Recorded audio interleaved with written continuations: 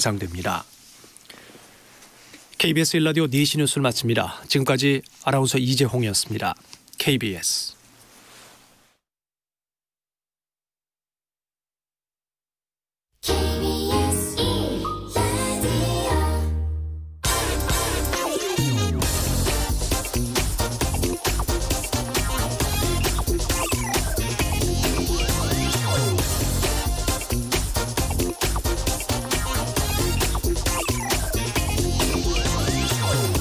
네, 2020년 한 해를 상징하는 단어 세 번째로 제 머릿속에 떠오른 단어는 중국이었습니다. 코로나19가 처음 발생한 것도 중국, 코로나19를 가장 성공적으로 진압하고 플러스 성장률로 가장 먼저 돌아선 것도 중국이죠. 2001년 WTO 가입 이후에 2009년 상품 수출 세계 1위, 2010년 제조업 생산 1위, 2011년 일본 GDP를 추월해서 세계 2위의 경제 대국이 됐고 이미 2014년에 구매력 평가 기준으로는 미국 경제를 앞서 버렸습니다. 중국 GDP는 지난해 기준으로 14조 달러, 미국은 21조 달러. 아마도 앞으로 10년 전으로 중국 GDP가 미국 GDP를 넘어설 것도 같습니다. 중국은 매년 수천억 달러, 수백조 원의 무역 흑자를 기록해왔고 반대로 미국은 수백조 원의 무역 적자를 기록해왔습니다. 관세 장벽, 보호무역, 중국 기업에 대한 직접 제재 등을 통해서 오히려 장벽을 만들고 있는 것은 이제 미국을 비롯한 서방 진영이 됐습니다. WTO를 만든 목적이 국가 간 각종 장벽을 철폐해서 자유무역을 활성화시키겠다는 것이었는데 말이죠.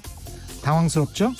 그러나 내년 2021년에도 중국과 완전히 척을 지거나 중국에서 완전히 발을 뺀다는 것 쉽지 않을 것 같습니다.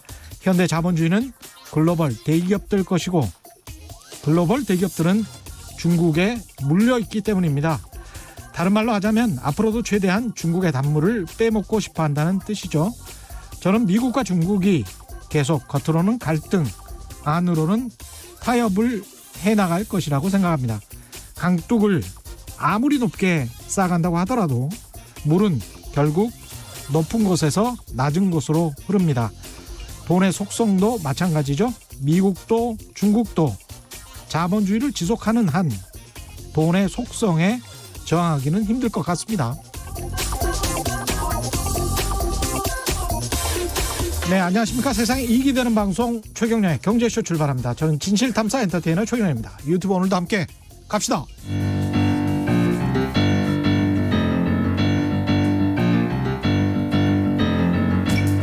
세계 100대 경제학자, 가짜 경제 뉴스 감별사, 가슴이 뜨거운 경제학자, 건국대 최백은 교수의 이게 경제다. 네, 유튜브 댓글로 미스터 뭉치님이 2020년 가장 인상 깊었던 것은 코로나19와 함께 최경영의 경제쇼라는 댓글을 달아주셔서 감사하다는 말씀드립니다. 예, 경제 고수만의 타고난 식견과 통찰력으로 경제 이슈를 분석하는 이게 경제다 시간인데요.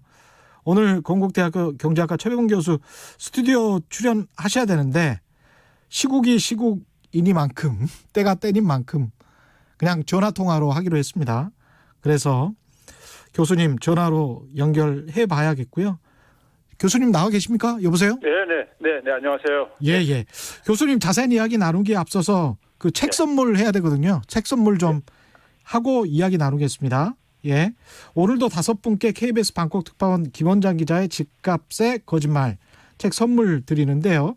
책 받고 싶은 분들 성함 연락처 주소와 함께 짧은 문자 50원, 긴 문자 100원이 드는 샵 9730으로 문자 많이 보내주시기 바랍니다.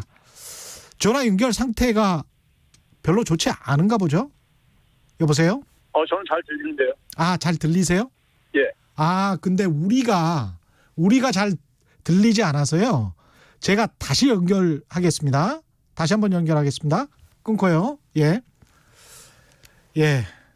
최백은 교수님 연결할 동안에 그 KBS 방콕 특파원 김원장 기자 집값의 거짓말 책 선물 5분 드립니다. 책 받고 싶으신 분들 성함, 연락처, 주소 짧은 문자 50원, 긴 문자 100원이 드는 샵 9730으로 문자 보내주시기 바랍니다.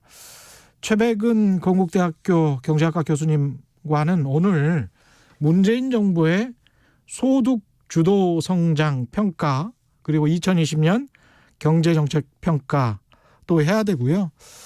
지금 3차 재난지원금 지급안이 확정됐는데 이것부터 좀 알아보면서 차츰차츰 소득 주도 성장이라는 것도 생각해 보니까 아주 오래전에 단어가 돼 있는 것 같아요. 소득 주도 성장이라는 말이 코로나19로 쏙 들어갔는데 지금도 유효한 건지 저도 그게 좀 궁금하기는 합니다.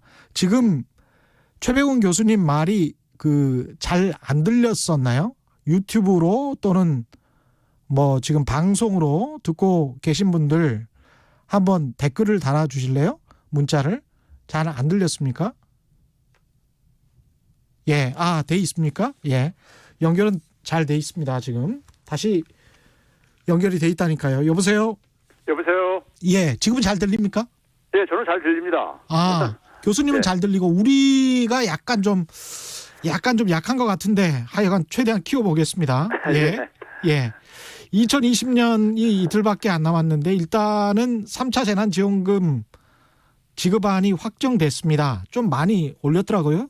9조 3천억 원. 예. 그죠? 근데 어떻게 평가하십니까? 일단. 저는 좀 안타까운데요. 예. 정부에서 이번에 지원하는 방식하고요. 그 다음에 이제 우리가 1차 때 지급했던 방식이 저는 상호 이렇게 충돌한다고 생각 안 해요. 예. 그러니까 우리가 이 팬데믹으로 인한 하나의 경제 충격이라는 것은 이 경제 연결망에 제가 늘 얘기하듯이 경제 생태계 연결망이 끊어지는 이런 결과를 만들어내고 있는 거거든요. 예. 그러니까 유통업자를 비롯해 가지고 연결망에 있는 경제 주체들의 피해를 최대한 그러니까 이 지원해 줄 뿐만 아니라 예. 이 연결망을 인위적으로 연결을 시켜줘야 되거든요. 예. 연결시켜준다는 얘기가 우리가 1차 때 소위 소멸성 지역화폐로 지원해 준 게 바로 그 효과를 만들어낸 거예요. 예.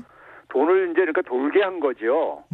그러니까 이 부분하고 그다음에 이제 그럼에도 불구하고 평상시보다는 아무래도 이제 그러니까 타격이 있을 수밖에 없다 보니까 그 가장 피해가 심한 이제 부문에 피해액을 지원해 주는 것도 병행해서 필요한 것이고요. 예. 그게 이제 상반기 때는 그런 방식으로 했었어요. 예. 그런데 이제 2차, 3차 때는 그러니까 연결망을 이어주는 건 안 하고 그냥 그러니까 피해 부문에 피해액만 이제 지원해 주는 방식으로 지금 하고 있는 거거든요. 피해만큼이라고 하기는 좀 사실은 액수는 그렇게 많지는 않죠. 사실 외국과 비교를 해보면. 그렇죠. 이제 예. 그게 이제 왜 그러냐면은 사실 이제 예를 들어서 지금 이번에도 보게 되면은 이제 임대료를 그러니까 일부 지원해 준다 이렇게 얘기하고 있잖아요. 예. 아니면 이제 공과금을 납부를 유예한다든가. 예. 근데 그것만 가지고는 이제 그러니까는 불충분한 거죠. 수입이 들어와야 되는 거잖아요. 수입이요. 그러니까 지금 빈민구제 같은 구제 역할만 하고 있고 지금 그렇죠. 연결을 시켜야 된다는 거는 경기가 좀 부양되고 좀 좋아져서 이 사람들이 소득으로 연결될 수 있는 어떤 자연적인 흐름이 만들어져야 된다. 그 물꼬를 터줘야 된다. 그런 말씀이신 거죠? 그렇죠. 그게 안 되면요. 아니 그러니까 임대료만 낸다고 해가지고 견딜 수 있는 건 아니라고요. 그렇죠. 그러면 예. 이제 예를 들어서 폐업을 한다거나 아니면 그다음에 해고를 한다거나 종업원을 예. 그 사회적 비용은 왜 생각을 안 하는지 모르겠어요. 저는요. 거기에 따르는 사회적 비용. 예, 그러니까 우리가 이번에도 보게 되면 이제 그러니까는 국민 취업 지원 제도를 또 신설을 해가지고 예. 실직자들이 이제 그러니까 지원하고 이제 취업 지원 이런 거 한다는데 그것도 결국 예산 지원하는 거잖아요. 그렇죠. 근데 오히려 해고되기 전에 가능한 한 일자리를 유지하도록 그러니까 하는 효과를 만들어내면은 소비 네. 진작과 더불어서 그런 부분들에 대해서 그러니까는 자꾸만 외면을 해요. 저는 그래서 이제 그게 좀 안타까운 거고요. 예. 그리고 이번에도 사실 보게 되면은 이게 그러니까는 다 피해 부문을 다 선별했다고 보기가 힘들어요. 다 선별했다고 보기도 힘들다. 예. 예. 예를 들어서 그러니까 지금 뭐 임시직, 일용직 일자리도 많이 지금 그러니까 그 뭐 줄어들고 있는데. 예. 근데 이번에도 보게 되면 뭐 특수고용 노동자라든가 프리랜서, 그다음에 뭐 방문 돌봄 서비스 종사자 정도, 그다음에 이제 뭐 택시 기사 이 정도로 이제 그러니까는 제한하고 있거든요. 예. 그러니까 많이 이제 그러니까 사각지대가 여전히 존재할 수밖에 없고요. 그러면 이제 피해 보신 국민들이 굉장히 그 불만이 생길 수가 있죠. 누군 지원하고 누군 지원 안 해주냐 해가지고요. 예. 그래서 왜 정부가 이런 식으로 하는지 스스로 그러니까 자꾸만 그 국민들의 마음을 그러니까 상처를 입히고 불신을 자초하는지 저는 모르겠어요. 이 소상공인 임차료 지원을 위해서 이제 현금 지급을 하겠다는 건데 이거는 어느 정도 효과가 있을 거라고 보십니까? 아까 잠깐 언급은 하셨습니다마는. 솔직히 말해서 이제 그러니까 뭐 이 자영업자라든가 자영업자의 임대료를 조금 이제 그러니까 지원을 해주는 것이고 그걸로 이제 그러니까 임대사업자의 피해도 사실은 간접적으로 지원을 해주는 거죠. 예. 지원을 해주는 건데 사실 그 지금 피해가 그러니까는 자영업자의 피해 사실 임대사업자 같은 경우는 가 가장 그러니까 피해를 덜 보는 경우예요. 이 임대료 지원 방식이요. 지금 같은 지원 방식이요. 예. 근데 이제 사실 그 자영업자 같은 경우는 앞에서도 얘기했듯이 그것만 가지고는 그러니까는 너무 부족하다는 거고요. 피해액에 대해서요. 예.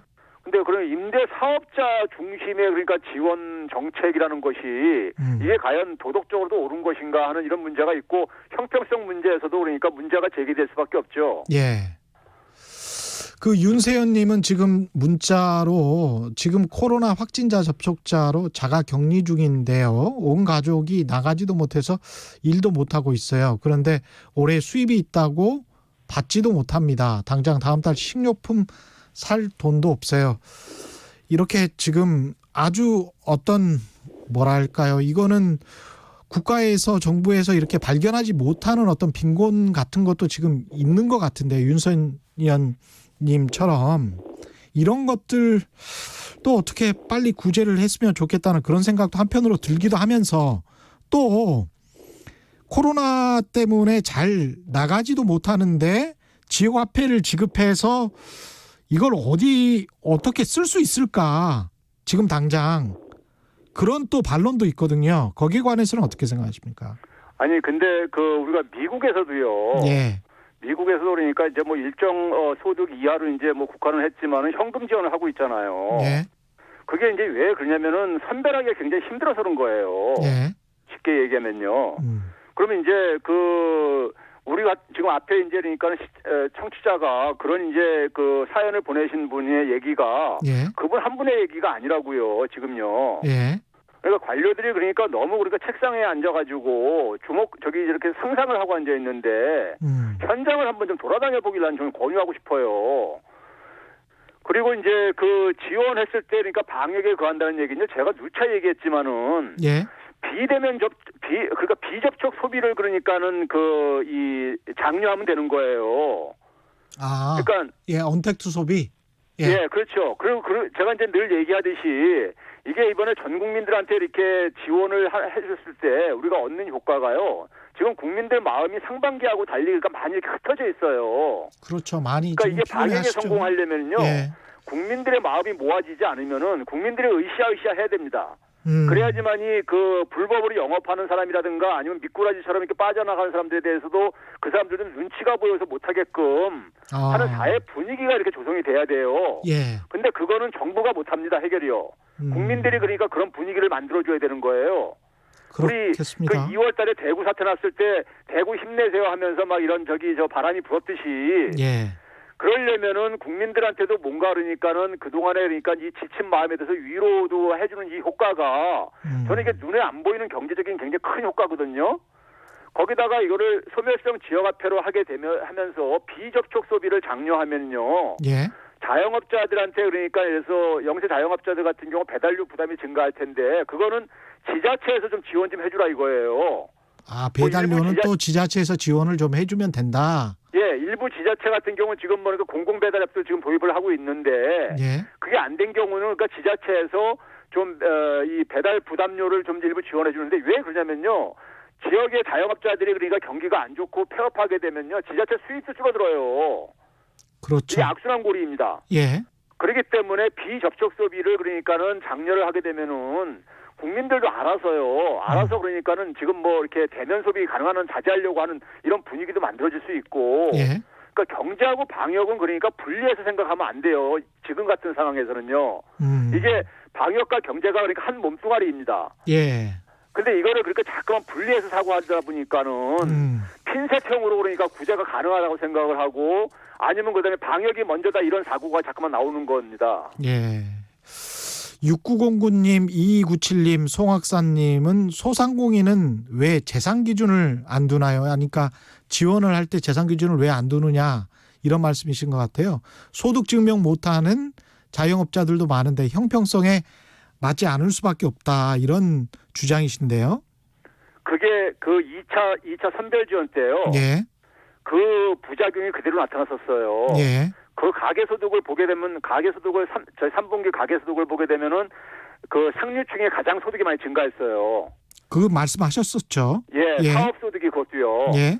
중산층 사업소득이 자영업자들 중산층부에 속해 있는 자영업자들이 가장 타격이 심했어요. 마이너스가 진행됐어요. 예. 왜 그러냐면 그 당시 지원 방식이 마른 선별이었었는데 소위 말해서 피해액이 발생한 지역은 다 주다 보니까는 그러니까 그래서 한 달에 뭐 1,000만 원 버는 사람이 900만 원으로 줄어도 피해가 발생했기 때문에 지원을 받은 거고요. 예. 예를 들어서 극단적으로 200만 원 버는 사람이 피해액이 발생 안 했으면 지원을 못 받은 거고요. 특히 영세한 수입이 발생하는 자영업자들 같은 경우는 자료가 굉장히 부족한 경우가 많아요. 예. 이런 경우는 그러니까 또 지원을 못 받기도 하고요. 그렇죠. 그러다 보니까 예. 그게 역진적으로 오히려 그러니까 발생을 하는 사태가 벌어진 이유도 바로 거기에 있었던 거예요. 아, 이게 그 영세한 자영업자 같은 경우는 관이과세를 하기 때문에 자료를 챙겨놓지를 않을 경우가 많겠습니다. 소득 자료 같은 무자료도 경우. 많아요. 그리고요. 예. 그런 분들 중에서 특히 이제 1875님은 이런 지적을 하셨는데 노점상은 제일 어려운 사람들인데 대책이 없다라고 말씀하시는데. 그러니까요. 예. 그분들 무자료잖아요. 무자료입니다. 그러고 예. 보니까 이게 그러니까 유럽에서 사회보험료 같은 거, 세금 같은 것을 내지 않는 사람들에게도 소득을 보존해주는 이유가 있었군요. 이게. 그렇죠. 지금 이게 지금 우리가 흔히 팬데믹이라는 것은 지금 뭐 그 광범위하게 영향을 미치고 있기 때문에 예. 이거를 그러니까 지금 핀셋식으로 이걸 뽑아낸다는 것은 불가능한 거거든요. 애시당초가 기술적으로요. 그렇긴 한데 일단은 지금 1차, 2차, 3차 합하면 1차에서 14조, 2차에서 7조 거의 8조 가까이 되고요. 3차에서 이제 9조 3천억 해서 31조 4천억 했고 추경했고 그래서 내년 예산 또 8.9% 늘리고 그러면 이제 국가 채무 비율이 한 47% 정도 되잖아요. 아, 그거 잘못된 수치입니다. 이건 잘못된 수치입니까? 예. 정부에서 공식적으로 발표한 게 올해 연말까지 43.9%로 기재부가 발표를 했죠. 예. 예, 발표했기 때문에 48%라는 것은 그러니까는 이제 그 일부 이제 IMF 같은 데서 그 올해 이제 그러니까는 10월달에 전망을 했었던 거예요. 예. 근데 전망치는 말 그대로 전망치인 거고요. 해당 정부가 가장 잘 알죠. 예. 그래서 이제 기재부의 이제 공식적인 거는 43.9%입니다. 아, 내년까지 합한다고 하더라도 그 수치가 그렇게 크게 상승하지는 않습니까? 아, 지금 우리나라 같은 경우는요. 예. 지금 올해 이제 4차 추경을 했다 그러잖아요.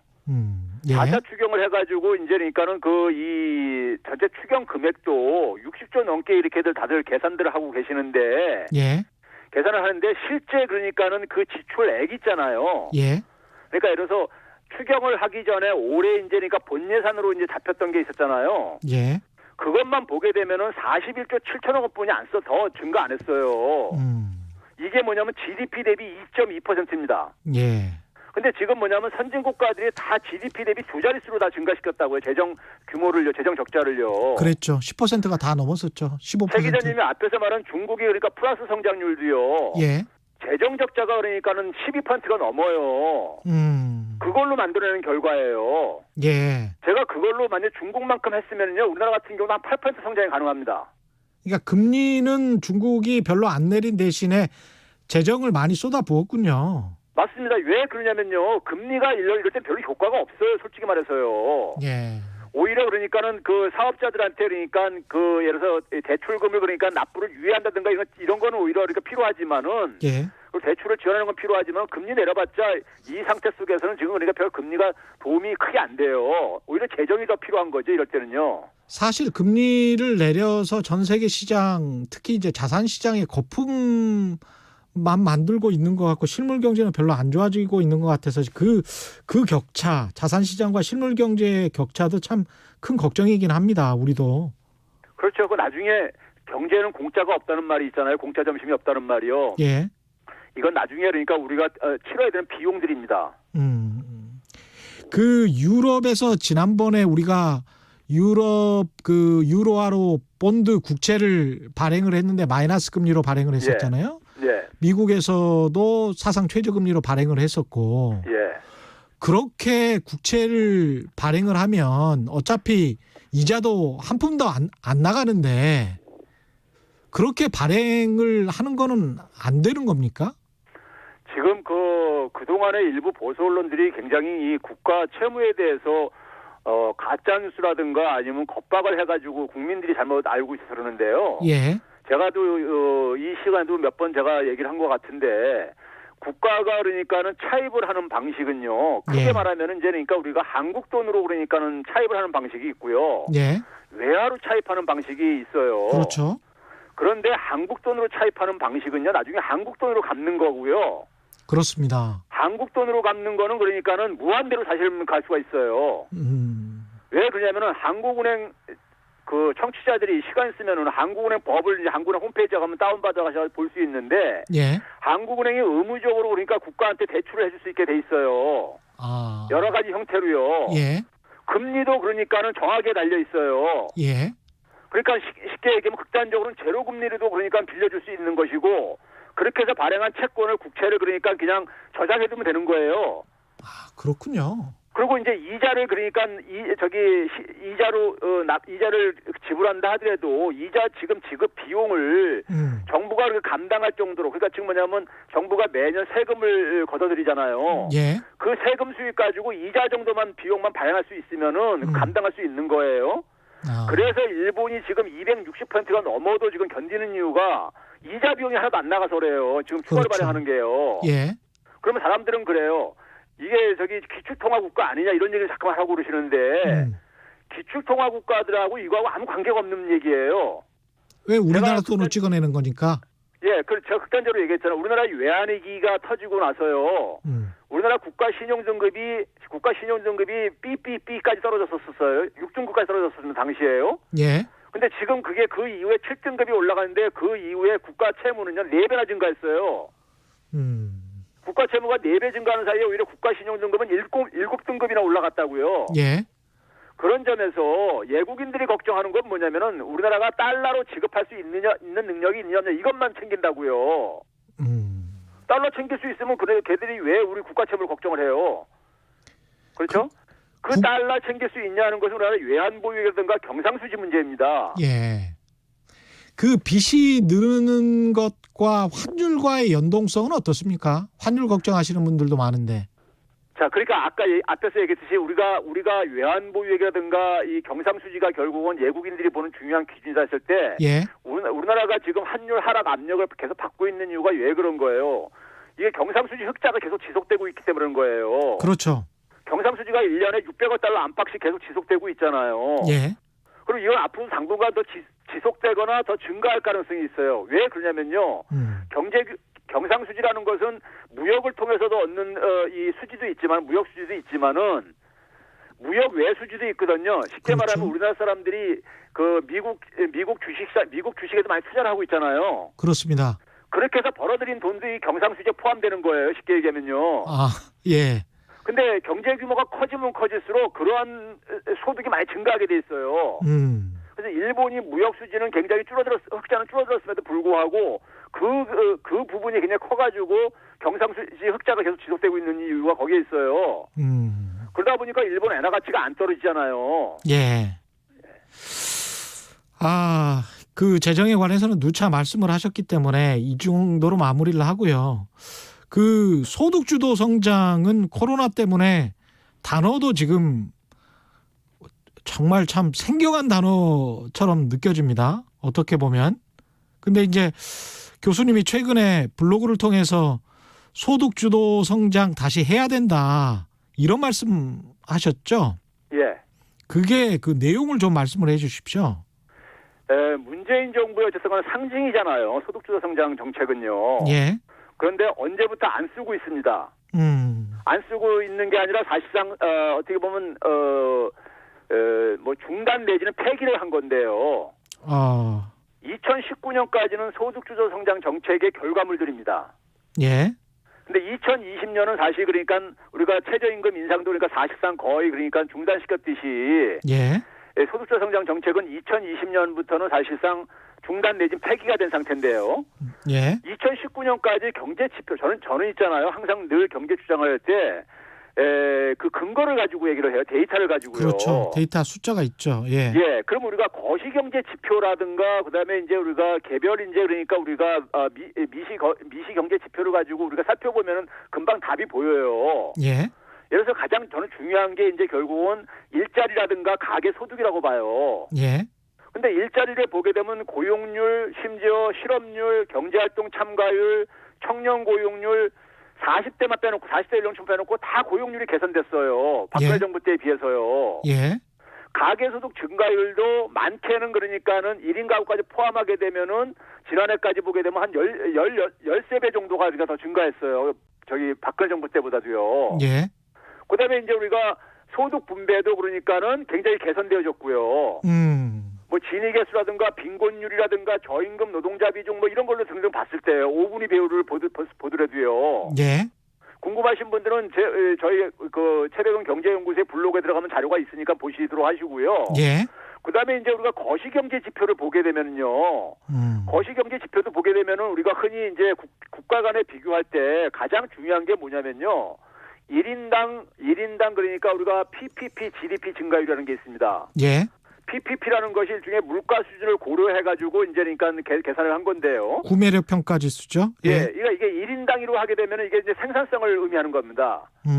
일종의 생산성하고 그다음에 이제 뭐 생계 수준까지 다 반영하고 있는 겁니다. 이 지표가요. 예.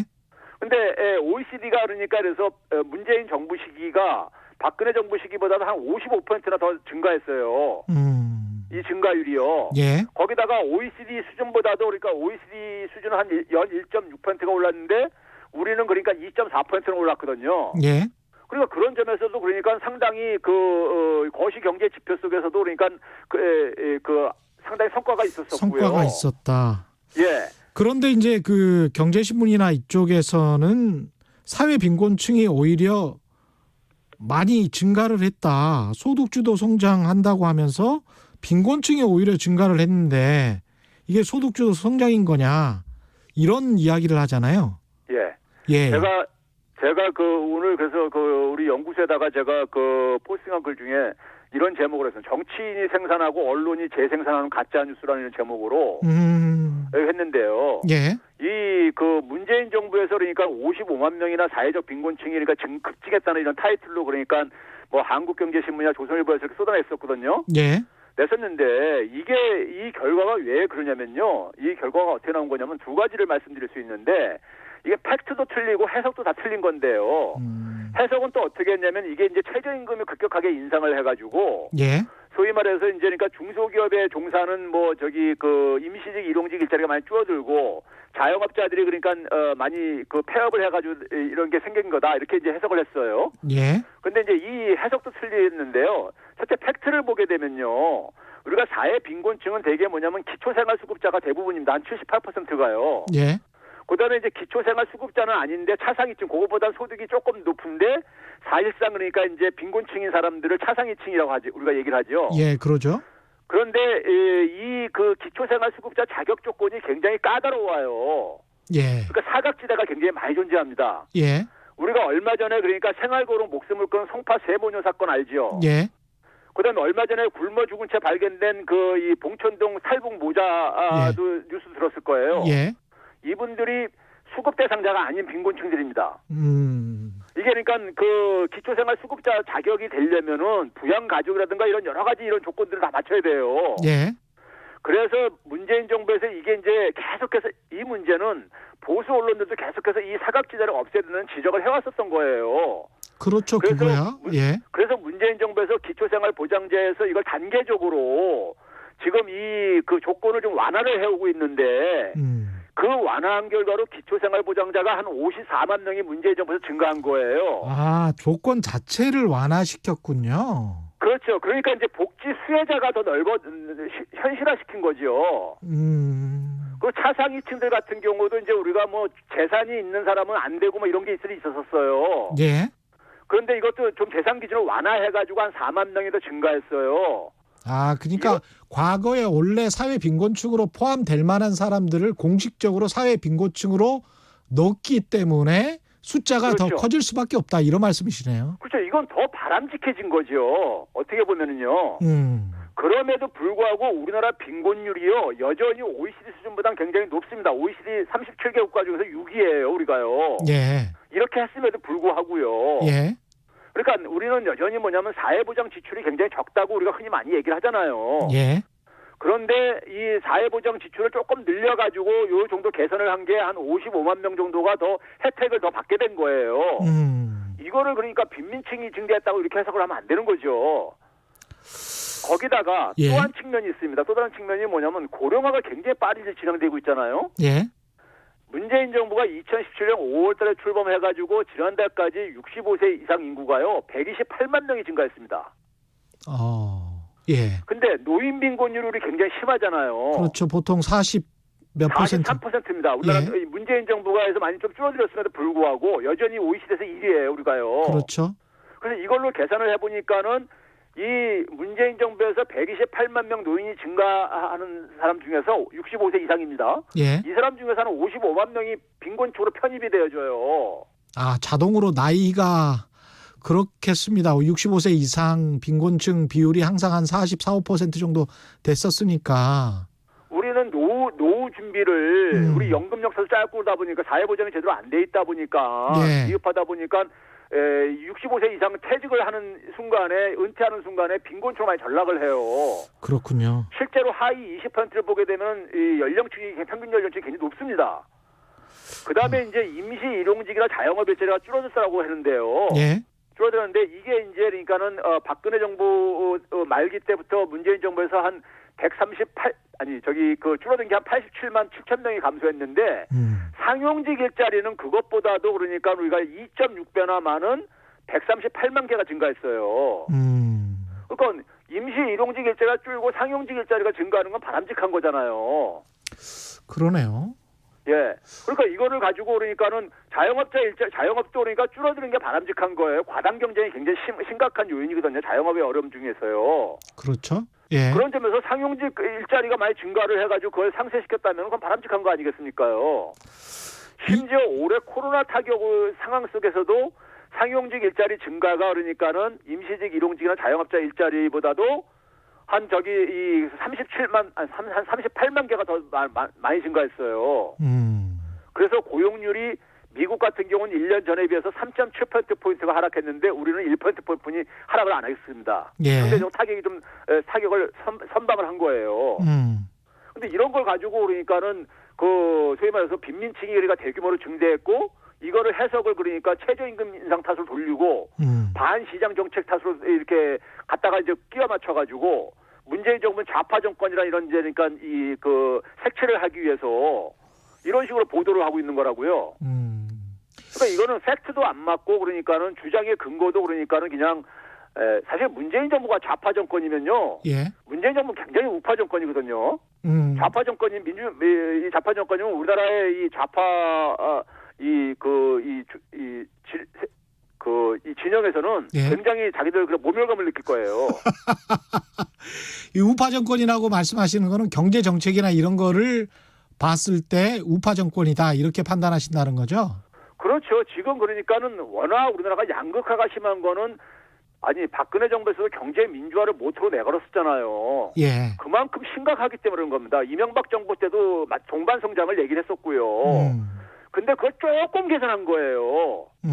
조금 개선해가지고 2019년도까지가 2016년에 비해서 조금 개선됐는데 예. 이거를 그러니까 계속 공격받다 보니까 이걸 중단해버린 거예요. 그렇군요.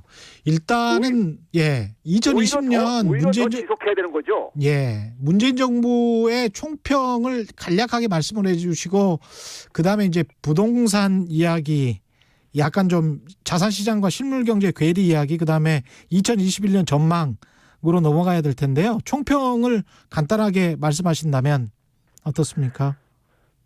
문재인 정부에서 소득주도 성장 정책은요. 예. 그 당시 우리나라 지금 경제 상황에서 봤을 때 불가피했던 측면이 있어요.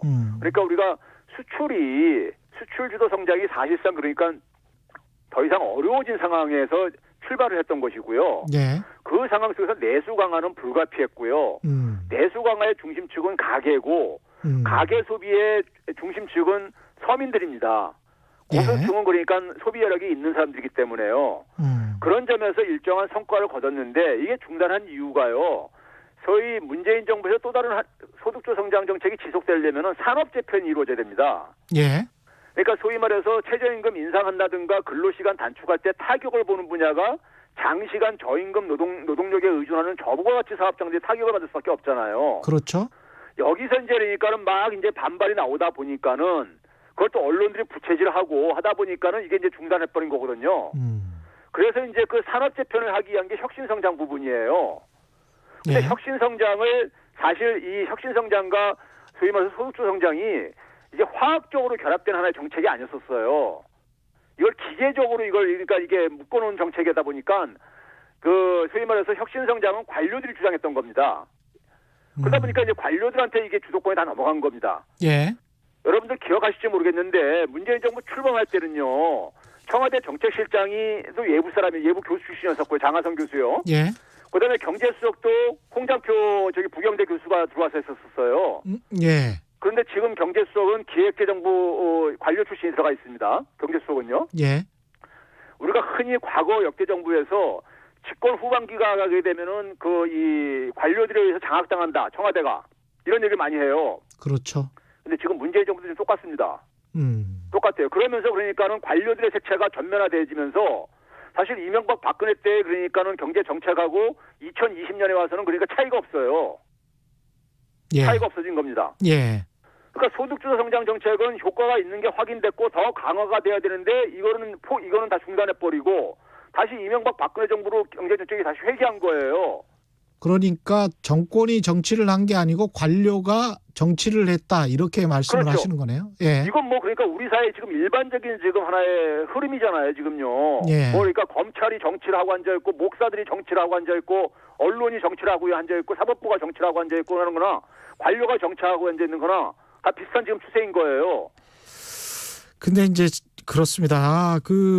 이런 많은 논란 속에서 근데 이제 실물 경제는 지금 굉장히 좀 안 좋고 자산 시장 거품은 계속 커지고 있고 불안해요. 금리가 계속 낮아서 어떻게 지금 버티고는 있지만 이거 어떻게 될까요? 자, 그래서 우리가 지금 두 가지입니다. 예. 사실 그 1차 그 재난지원금 때 방식이요. 예. 그게 사실은 그러니까 소득주 성장 정책의 일종의 그 성격을 가지고 있었던 거예요. 그리고 그 효과는 솔직히 말해서 굉장히 효과는 컸습니다. 경제적인 효과 떠나서 눈에 안 보이는 효과까지 포함을 하게 되면요. 예. 굉장히 컸었고 지금으로서는 그러니까는 일단 단기적으로는 그러한 정책이 저는 최선이라고 보고 있고요. 경제 생태계 연결망을 이으면서 방역까지 두 마리 토끼를 다 잡았던 게 상반기였었어요. 예. 그래서 우리가 2분기 때 그러니까 전 세계에서 그러니까는 찬사를 받고 그러니까는 압도적으로 우리가 선도를 했었어요. 근데 3분기에 우리나라가 OECD 성장률에서 꼴찌했습니다. 솔직히 말해서요. 예. 예? 그게 우리가 데이터로 보여주고 있는 것이고요. 그리고 나서 결국은 뭐냐면 이 산업 재편이 결국은 승부수입니다. 근데 산업 재편이 이 관료들이 지금 하면서 색깔이 없어져 버렸어요. 색깔이 없어졌다는 얘기는 이명박 정부 때 녹색 성장, 박근혜 정부 때 창조 경제가 지금 저는 솔직히 말해서요. 문재인 정부에서 우리가 그린 뉴딜 하고 녹색 성장하고 무슨 차이가 있는 거지. 그리고 지금 박근혜 정부 때 창조 경제에서 얘기했던 것들이 예. 지금 이 홍 부총리가요. 당시에 그 미래창조과학부 일체가 하나 있었거든요. 예. 당시에 그 얘기했던 게 공유경제 활성화라든가 이런 걸 얘기했어요. 데이터 경제요. 예. 그걸 지금 똑같이 얘기하고 있어요. 교수님, 근데 화나신 거는 아니죠? 아니, 아니다. 이건 왜 그러냐면 굉장히 제가 이게 소리가 잘 작게 들린다 그래가지고. 그러신 일부러 거죠? 크게 얘기하는 것도 있고요. 예. 그러니까 지금 뭐냐면 산업재편, 우리가 이명박 정부 때나 박근혜 정부 때 녹색성장이나 창조경제가 성과를 냈냐고요. 예. 그런데 지금도 똑같이 그거를 그러니까는 답습을 하고 있으면은 결과는 뻔한 거죠, 뭘. 예. 그런데 거기다가 뭐냐면 내수까지도 지금 그러니까 굉장히 흔들리고 있단 말이에요. 그러면 뭐 결과 뻔한 거죠, 뭘. 저는 굉장히 지금 비관적으로 봐요. 그 부동산 같은 경우에는 정부가 여러 번 대책이 나왔습니다마는 계속 부동산 가격 오르고 이제 전월세까지 급등해서 정부가 굉장히 난처한 상황에 몰렸고요. 그다음에 이제 변창흠 신임 국토교통부 장관이 취임은 했지만 시장의 반응은 뭐 별 기대를 하고 있지는 않은 것 같고 정부가 정말 집값을 내리려고 하는 건지 아니면 그냥 오른 집값을 유지시키려고 하는 건지 경기 때문에 그것도 명확지 않은 것 같고 어떻게 보십니까? 이건 제가 그 문재인 정부의 소득주 성장 정책이요 좌초하게 되는 하나의 이유 중에 하나가 이 부동산 정책의 실패 때문에 저는 부동산 정책이 실패했다는 얘기를 그 방송에서 여러 번 했는데요. 예. 이거를 그러니까는 이 부분을 그 관료들한테 이게 이제 휘둘린 겁니다. 그러니까 첫 단추를 잘못 꼈다는 표현을 제가 여러 번 하고 그랬는데 부동산 정책은 완전 실패한 거였었어요. 예. 부동산 정책은 가계 부채 대책하고 동전의 앞뒷면입니다. 그래서 문재인 대통령이 출범할 때 그 당시 그 2017년 3월 달에 가계부채 대책을 발표를 해요. 예. 그래서 그 당시에 뭘 발표했냐면은 가계부채 총량 관리제를 도입하겠다고 했었습니다. 예, 기억납니다. 예. 가처분 소득 대비 가계부채 비율을 150%를 넘지 않도록 관리하겠다는 게 가계부채 총량 관리제예요. 예. 그런데 그 당시 출범할 때 150.4%였거든요. 예. 근데 지금 171.3%입니다. 맞습니다. 예. 예. 그러니까는 결과적으로 순간에 그 공약을 못 지키게 된 거죠. 거기다가 우리가 이게 이렇게 그 크게 증가했던 이유가 뭐냐면 박근혜 정부 때 빚내서 그러니까 집 사라고 하는 초이노믹스 때문에 2016년 되게 되면요. GDP 증가율하고 가계 부채 증가율하고 보게 되면 그 격차가요. 예. 격차가 얼마까지 벌어졌냐면 6.6%포인트까지 벌어졌었습니다. 예. 그러니까 GDP는 그러니까 한 나라의 전체 평균 소득의 증가율인데 그게 부채 증가율보다 6.6%포인트나 벌어졌었어요. 크게요. 예. 근데 이번에 지금 올해 3분기에요. 그 6.6%포인트 다시 글로 돌아갔습니다. 그렇군요. 이게 지금 크게 지금 이게 이 가계부채 증가율이 지난해 말부터 3분기부터 이게 증가세로 전환하면서 그 전까지는 좀 이렇게 줄어들었던 것이 다시 벌어지면서요. 박근혜 정부 2016년 마지막 해 때 그러니까 폭발적으로 그 당시 가계부채가 증가했었거든요. 그랬죠? 예, 그때로 지금 다시 돌아가고 있는 거예요, 지금요. 그러면 이 상황이 왜 이렇게 됐는가에 대해서 이 상황은 첫 단추 잘못 껴서 제가 했다고 제가 여러 번 얘기를 했기 때문에 구체적으로 반복은 안 하겠지만은 예. 이거는 그러니까는 문재인 정부에서 관료들이 제가 늘상 얘기했잖아요. 부동산 시장은 정상화시켜야 되는데 계속 안정화라는 표현을 쓰면서 이 관료들은요.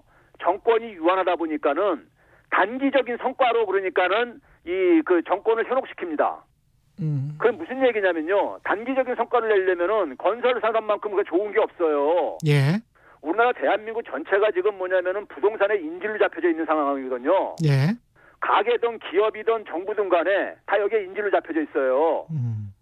그러니까 단기적으로 그러니까는 부동산 시장 안정화라는 표현이 뭐예요? 가격이 급등하는 것도 싫고 떨어지는 것도 싫다 이런 정책인 거라고요. 그렇죠. 그러다 보니까는 계속 핀셋 대책이 나올 수밖에 없는 거고요. 그러니까 부동산 시장을 그러니까 근본적으로 수술할 생각을 안 하고 체질을 근본적으로 바꿀 생각을 안 하고 계속 거기에 끌려가는 거죠. 끌려가다 보니까 시장의 투기꾼들한테 이길 수가 없지요. 그 결과가 이런 이제 그러니까는 처참한 결과로 이어진 겁니다. 0637님은 국민 다 준다고 하면 아까 그 재난지원금 관련해서 그렇습니다. 또 선거 앞두고 세금 축낸다고 언론에서 얼마나 떠들겠습니까? 교수님 말씀은 공감하지만 정부도 방법이 없겠죠. 야당 경제부처 다 거품 물고 나라 망한다고 난리들이니 이런 말씀하셨고요. 김영민 님은 고소득 임차인이 여력이 많고 임차인이 많아서 세액공제를 해주면 정부에서 현금 지급하는 것보다 효과가 높을 것입니다. 이런 주장을 하셨고요. 부벌님, 줄 때 다 주고 세금 거둘 때 선별하면 어려운 곳에 적절하게 지원 되는데 주는 것만 생각하니까 이해를 못하는 것 같아요. 그런 말씀이고요. 행복진이님은 모든 핀셋 지원, 핀셋 규제 크게 보면 지원 규제를 하지 않는다는 소리와 같습니다. 답답합니다. 제가 그 첫 번째 그 청취자가 지적한 부분에 대해서요. 예. 그런데 지금 우리나라 언론들이요. 저는 반은 그러니까 제정신이 아니라고 보는데요. 예? 왜 그러냐면요. 어차피 지금 그러니까는 그 경제 수치가 잘 나오는 것도 왜곡해가지고 가짜 뉴스를 보도하고 있는 판인데. 예. 지금 뭘 그러니까 그 언론이 무서워가지고 언론은 어차피 대다수 언론들이 지금 경제 망했다고 계속해서 써들대고 있는데. 예. 객관적인 수치가 그러니까 그거 정반대를 가르치고 있음에도 불구하고 그런데 뭘 그걸 두려워해서 이 정책을 추진 못해요? 국민들 지지받는 정책이 중요한 거지 언론 눈치 보는 게 중요한 겁니까? 그리고 세 번째 청취자가 예. 그 얘기 제가 여러 번 한 거잖아요. 부자들한테 주기 싫으면 내년도 종합소득 신고할 때 다 해소해라 이거예요. 그러니까요. 소득 감소 안 한 사람들한테 예. 간단한 방법도 있어요. 근데 그거 다 알아요. 그러니까 정부 당국에서도요. 마지막으로 지금 시간이 뭐 한 1분 30초 정도밖에 안 남았습니다만은 2021년 경제는 어떻게 보십니까? 성장률은 뭐 한 3% 된다고 하고 어느 정도 반등은 할 것 같은데 코로나19가 이 상황에서 이제 끝난다고 하면 어떻게 보십니까?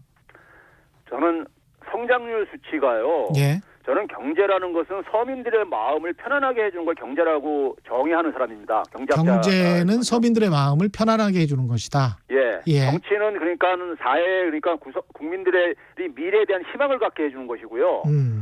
경제는 서민들의 마음을 편안하게 해주는 것인데 예.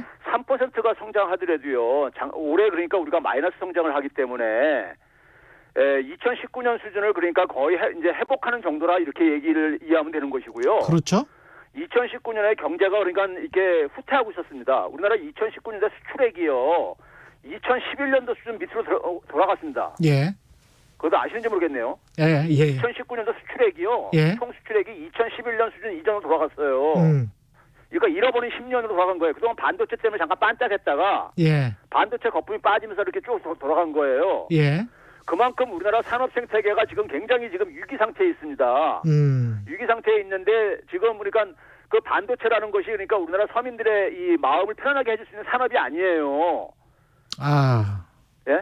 그러면 그걸로 그러니까 3% 성장률 끌어올려봤자 수출이 그러니까 좀 잘 나와서 끌어올려봤자 대다수 서민들은 그 혜택을 보기가 거의 힘들다 이겁니다. 그들의 취업이나 구직과는 관련이 없다는 말씀이죠? 반도체가 무슨 일자리 이렇게 많이 만듭니까요? 그렇죠. 반도체에서 삼성전자가 돈 번다고 해서 서민들이 그러니까는 이게 마음이 편안해지냐고요. 알겠습니다. 오늘 말씀 감사하고요. 지금까지 최백은 건국대학교 경제학과 교수와 함께했습니다. 고맙습니다. 네, 감사합니다. 예. 오늘 책 받으실 분들입니다. 0741님, 5685님, 6616님, 8901님, 2212님입니다. 축하드립니다. 예, 오늘 밤 10시 유튜브로 최경량의 이슈 오도독 업로드 되는데요. 전 독일 대사 정봉구 박사님 출연하십니다. 저는 참 좋았습니다. 오늘 인터뷰. 김대중, 노무현, 문재인 대통령까지 특별한 인연을 갖고 있는데요. 정봉구 박사님이 분석하는 진보 대통령의 개혁, 꿈과 좌절에 대해서 이야기합니다. 지금까지 최경량의 경제쇼였습니다.